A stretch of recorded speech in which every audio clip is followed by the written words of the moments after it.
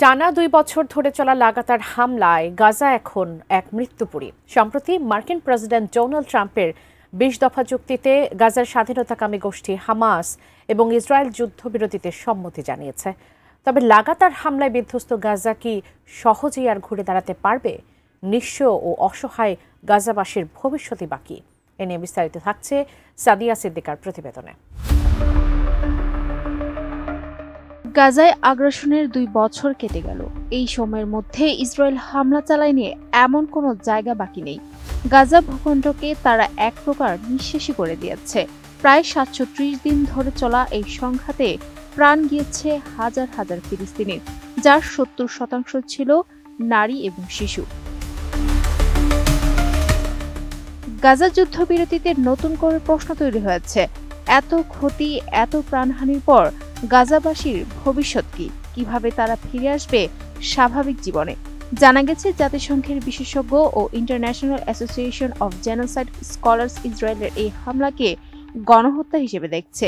তাদের হিসাব মতে ৯০% ভবন ক্ষতিগ্রস্ত বা ধ্বংস করা হয়েছে। ইসরায়েলের হামলায় হাজার হাজার মরদেহ এখনও ধ্বংসস্তূপের নিচে চাপা পড়ে আছে। জীবিতদের আশা, স্বপ্ন দাফন হয়ে গেছে। RICL TMX, যুগের পর যুগ স্থাপনা থাকে মজবুত। সম্প্রতি মার্কিন প্রেসিডেন্ট ডোনাল্ড ট্রাম্পের মধ্যস্থতায় হামাস ইসরায়েলের যুদ্ধবিরতির সম্মতি যেন এক নতুন দিগন্তের উন্মোচন করেছে। কাতারও এই বিষয়ে সমঝোতা নিশ্চিত করেছে। গাজার বাসিন্দাদের মনে এখন আনন্দের জোয়ার, তবুও তাদের ভবিষ্যৎ যেন এখনও অনিশ্চয়তায় ডুবে রয়েছে। পুনর্গঠন কথাটি সহজ নয়। জাতিসংঘ সতর্ক করেছে, গাজা পুনর্গঠনে $50 বিলিয়ন বেশি অর্থ প্রয়োজন। পুরো উপত্যকাকে পুনরায় বাসযোগ্য করতে লাগতে পারে অন্তত 15 বছর। বিশেষজ্ঞ আজমি কেশওয়াইয়ের মত, নির্মাণ সামগ্রী প্রবেশের জন্য আঞ্চলিক ও আন্তর্জাতিকভাবে চাপ প্রয়োগ করে ইসরায়েলকে বাধ্য করতে হবে। শুধু ফিলিস্তিনিদের আকাঙ্ক্ষায় এক্ষেত্রে যথেষ্ট নয়। সবচেয়ে ভয়াবহ দিকটি হল মানসিক ক্ষত।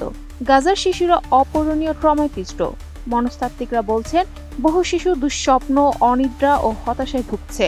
কমপক্ষে 17,000 শিশু এখন অভিভাবকহীন। এই মানসিক ক্ষত কাটাতে দরকার দীর্ঘমেয়াদী সেবা, নিরাপদ পরিবেশ ও একটি সমর্থনশীল সমাজ, নইলে তাদের ভবিষ্যৎ বিচ্যুত হবে। আন্তর্জাতিক সহায়তা ছাড়া এই পুনর্গঠন অসম্ভব। রাজনৈতিক ও মানবতাবাদী সংগঠনগুলোকে তৎপর হতে হবে। মানবিক তহবিল, ক্ষতিগ্রস্ত বেসামরিক প্রাতিষ্ঠানিক সমর্থন, স্কুল, হাসপাতাল পুনর্নির্মাণ ও মানসিক স্বাস্থ্য সেবা কেন্দ্র দ্রুত নিশ্চিত করতে হবে।